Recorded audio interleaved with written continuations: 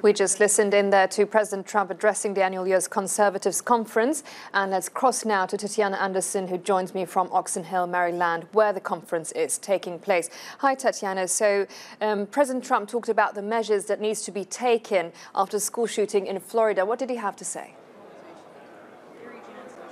Well, he specifically talked about the need for more background checks to make sure that the people who are getting guns here in the United States are responsible enough to use them. He also talked about the importance of mental health and making sure that there are resources in place to assist those who may be having mental health problems, and also ensuring that those people are not able to get their hands on weapons. All of this, of course, happening in the wake of that mass school shooting in Parkland, Florida, that left 17 people dead. But that, of course, is not the only thing that the president talked about here at Cpac 2018. He did highlight his accomplishments so far during his presidency. He talked about his ability to push tax cuts through. He also talked about his work to chisel away at the Affordable Care Act, which has become better known as Obamacare. He talked about the idea that he has ended the war on what he called clean coal. In addition to that, he spoke specifically about the First Amendment in comparison to tax cuts, basically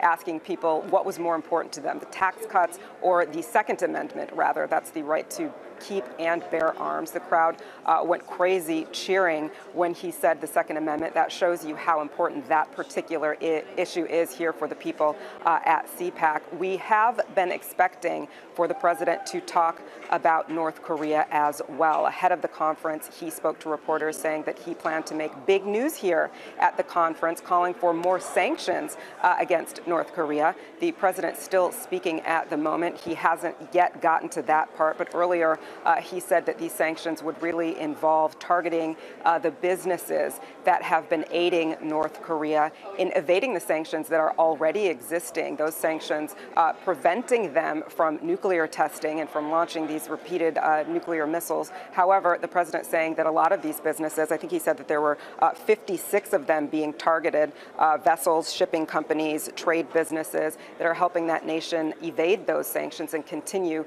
to perform these nuclear missile tests as well as beef up their military. It's no secret that the president certainly has issued a lot of threats against North Korea, but his advisor is continuing to say that he doesn't want to see any military action taken against that country. But a long speech from the president. He's been speaking for over an hour at this point, and it's been extremely wide-ranging, Aisha. And Tetiana, I mean, the school shooting it's one of our top stories. And so far he's talked about the measures and especially about arming teachers.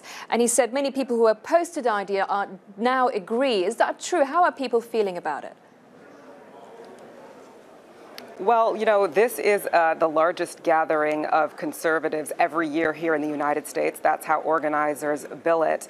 And they have been very careful to say that they're trying to sort of walk a fine line. They're trying to, of course, be sensitive to the victims of that school shooting in Parkland, Florida. But at the same time, the members here at Cpac are ardent Second Amendment rights supporters. They advocate the right to keep and bear arms. So certainly the president has talked about some of the measures that he wants to put in place to make sure that these types of things don't happen again.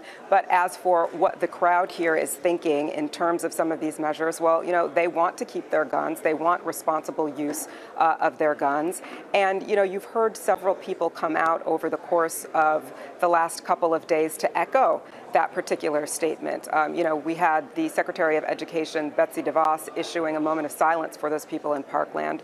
We had Ted Cruz here just the day before, basically agreeing with the president, saying that he did, in fact, think that it was a good idea to arm teachers. So at least at this gathering, that is the line of thinking that many people here espouse, and they definitely support.